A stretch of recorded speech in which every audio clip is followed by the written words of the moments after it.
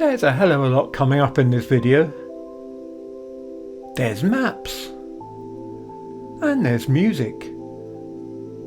There's Minder. And there's even Morecambe and Wise. Yes, we're looking at the amazing Shepherd's Bush, London's entertainment capital. Well, if you discount Leicester Square and Theatreland.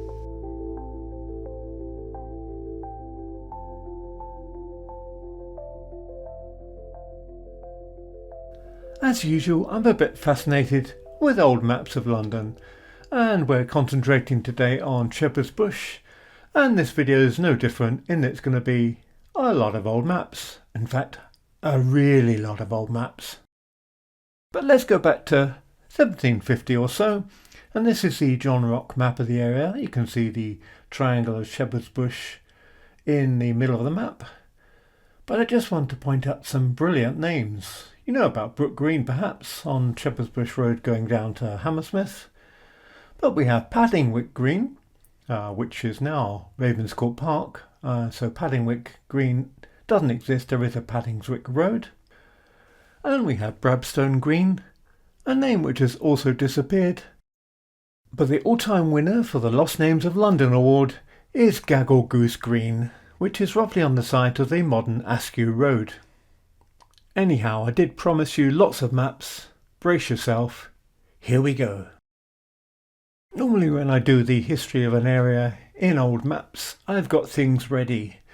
But in this case, while we have the 1750 John Rock map available and the 1860 era Stanford map available, the 110 years in between are a bit of a mystery until I recreate an 1800 map. So I thought I'd show you the process of how I might do this. At the top, I had been doing the area around the Wood Lane White City area.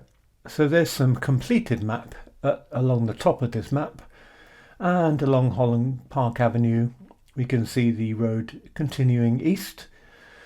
But the rest is a bit low quality. This is the Milne map from the year 1800. This was a man who did a land use survey of the London area and showed which fields were arable, which were meadow, which were market garden, which were orchards. So what we do have are the colours that Milne found out. Light green, sometimes there's an M in the field, is a meadow, and yellow when there's an A in the field, sometimes it's arable. If it's a much stranger colour green, it's an orchard. But just poking in on the bottom left of the map here is a market garden colour, but more of that later. To reconstruct the 1800 map, I'm going to take the 1860 Stanford map and work backwards, comparing what was on the map in the 1800 Milne map and taking things away, if you see what I mean. Perhaps it'll all become clear. This is the base map for 1800. As can be seen in the middle, Shepherd's Bush Green is marked as common, that triangle of land in the middle of the modern Shepherd's Bush. Coming in from the east is Holland Park Avenue. Heading off to the northwest is Uxbridge Road. Wood Lane comes in from the north. The modern Goldhawk Road goes off to the sort of west-southwest direction. And the road to Hammersmith comes off the bottom of Shepherd's Bush Green, going off the bottom of the map. This is the base map, and I'll show you now how it's converted into a more detailed map. We've mixed in the 1860s map. While there are some empty ground, a lot of it is developed compared with the 1800s. And what we'll do is work clockwise around the map, just restoring the 1800 buildings and the 1800 fields. So we're going to start off where it says Lawn Place. This is the west side of Shepherd's Bush Green these days. Lots of entertainment industry, which we'll get to later in this video, was based along the west side of Shepherd's Bush Green. But in 1800, we have a row of houses. So let's restore the row of houses on this map. So there we go, the back boundary of the gardens of these houses, which have completely disappeared by the way, so I haven't got much detail on in the individual properties. But here it's been restored. The next thing I've done is restored the name Torvang Lane, which follows the line of Goldhawk Road. The reason I'm quite confident of the road name here is because it appeared on the rock map, and in the 1860s the whole of the Goldhawk Road here was called New Road, which suggests between the two dates that Goldhawk Road was built, replacing the line of the old Torvang Lane, so I've restored the name.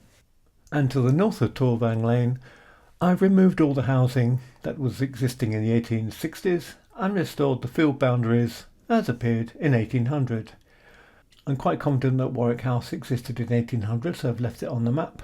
And I'm quite confident that White Horse Lane, which follows the line of Lime Grove now, also existed. It's marked as a dotted line on the 1800 map.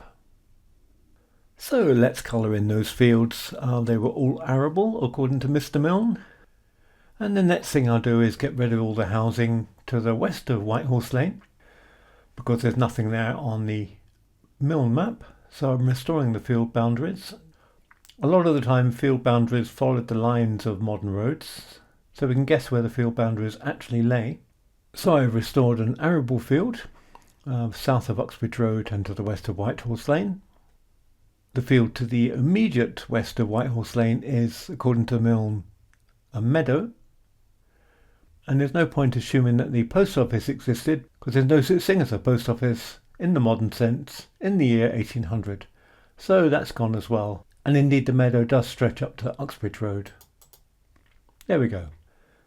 So now I'm going to deal with the area north of Uxbridge Road and west of Wood Lane. The Milne map shows a scant bit of building along the line of the Uxbridge Road and a lot of garden space.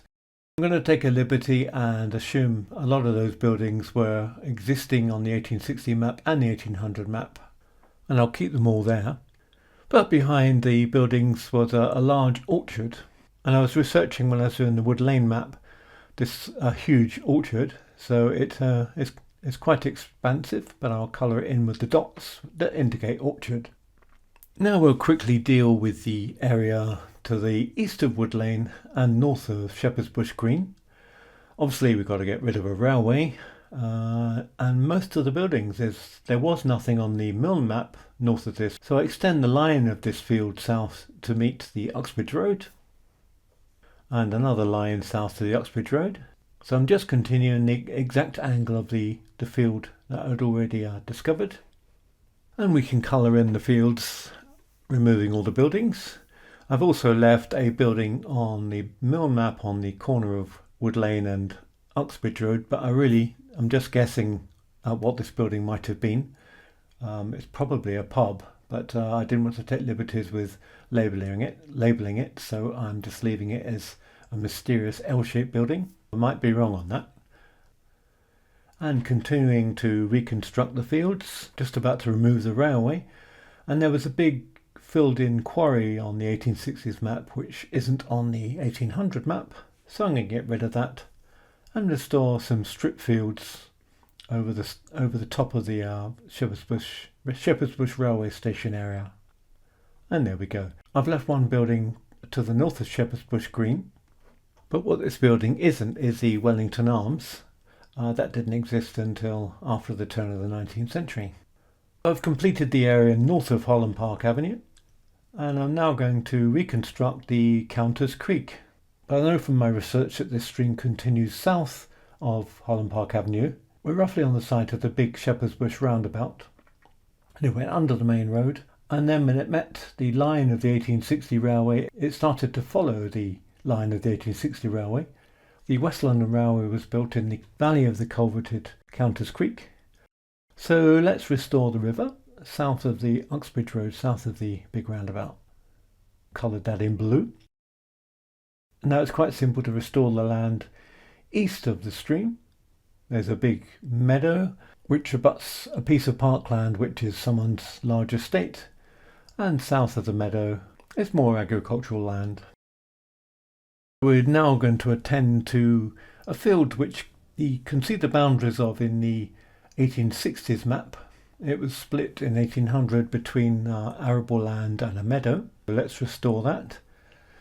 And just to the left, just to the west of the land I've just restored, the Cape Nursery and the Grange both existed around the turn of the 19th century, so I'm going to leave them on the map. And the area to the south we can also fill in the agriculture. That road running south of the map is Shepherd's Bush Road, and the housing in the 1860s and the 1800s seems quite identical. I've just left the housing on the left from the 1860s map, and behind there is a strip of orchard again. So that's the bit of land with the dots on it. And to the south of Torvang Lane I can restore the agricultural land. There was no building at all. And just poking in from the bottom of the map and from the left of the map are two areas of market garden. And they've got their own symbols. And the last thing I'll do is remove all the colours from the 1860s road, the Uxbridge Road. Remove all that yellow look, because that shows where public transport went, and there was no public transport in 1800. And so I've restored the 1800 map in quite some detail. We previously took a long look at the 1800s map, which I reconstructed, but the 1860s map is of interest in itself. We saw the disappearance of Torvang Lane and the appearance of Goldhawk Road. On the 1860s map it's marked as New Road, though it probably was known as Goldhawk Road by the 1860s. The road takes its name from a Mr. John Goldhawk, who owned large estates in Fulham during the late 14th century. The West London Railway has built Shepherd's Bush Railway Station on a site now buried under Westfield. These days the Overground has inherited this line, and the combined Central Line and Overground station is now located on the main road. Just to the west of the 1860s station is a gravel pit full of water, and this Stanford map just preceded the building of the Hammersmith and City line, so that's not shown. What is shown is what Shepherd's Bush was previously known for: nurseries. A little bit of British gardening by Jenny Uglow reported that during 1860 James Lee and Lewis Kennedy started a great nursery in Shepherd's Bush. In 1797 the Cape Nursery was reported by a botanist to be owned by two gentlemen named Middlemist and Wood, supplying rare plants. Many novelties from the North African flora were exhibited, the proprietor having resided there during many years, says Jenny Uglow. In the Jurist magazine of 1861, a Mr. William Plymley was listed as bankrupt, and by 1870 the Cape Nursery had disappeared and was built over. By 1900, building was proceeding apace. Remarkably, given the arrival of the Hammersmith and City, the land behind the delightful sounding lawn bounding the west of the Common remains open.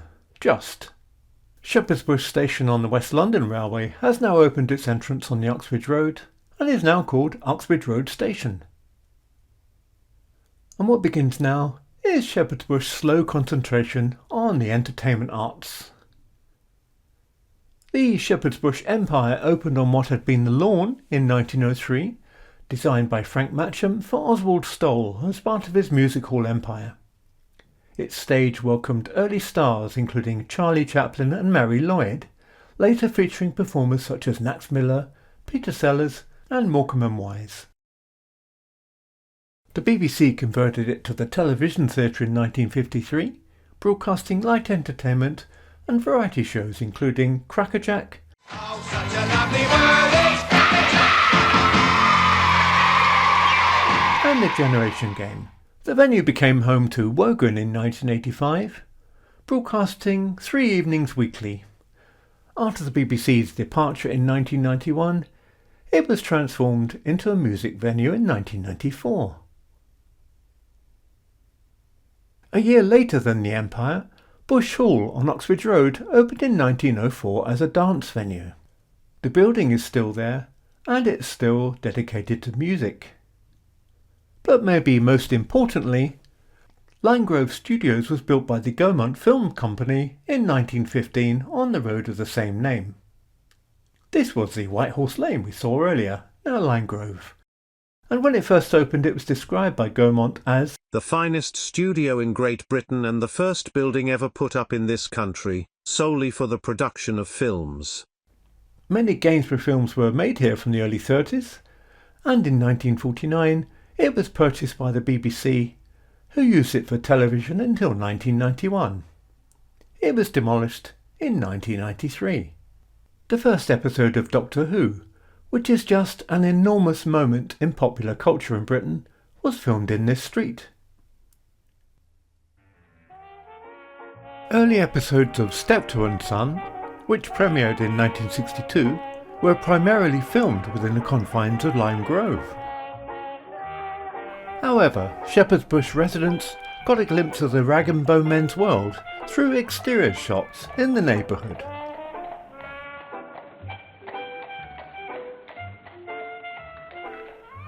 Another notable moment in British comedy occurred on Saltbank Road, where John Cleese performed his iconic Ministry of Silly Walks sketch. The gritty streets of Shepherd's Bush provided the perfect backdrop for the Sweeney's high-octane car chases. Look, a County of Middlesex sign. And in the same neighbourhood, Minder's Wheeler Dealer Arthur Daly was based. It's pretty nippy coming all the way from Sydney. I hear you've had a run of bad luck, Daly. Oi, you! Muppet! Get out of my pub! Behave yourself.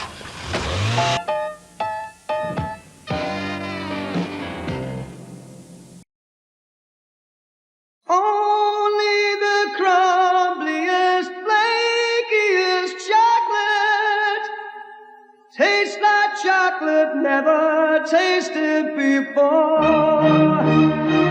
Only the crumbliest, flakiest chocolate tastes like chocolate never tasted before. Cadbury's Flake, the crumbliest, flakiest milk chocolate in the world. On the 1st of April 1949, Norman Collins, who led the BBC television service, revealed plans for a new TV centre in Shepherd's Bush during the Television Society's annual dinner. With its base already at Lime Grove, the project aimed to create the world's largest television facility. One of the quirks of the area had been that much of it lay undeveloped until well into the 20th century. It was undeveloped enough to build the entire White City area on Wood Lane in the first decade of the 20th century, and there was still space to build BBC Television Centre. This officially opened to the north of Shepherd's Bush on the 29th of June 1960. Magician David Nixon presented the first broadcast from Studio 3. And there's more to Shepherd's Bush. 130 Uxbridge Road was the original home, before they moved to Bayswater, of Associated London Scripts. This was the writing cooperative set up by Spike Milligan and Eric Sykes. And there's even more. Shepherd's Bush has such a musical history that that's another video. Steve Jones and Paul Cook of the Sex Pistols were from Shepherd's Bush. The area was so important for the origins of the Clash. But the elephant in the room is the horrible Ooh. But I'm going to talk about them when we talk about Goldhawk Road in another video.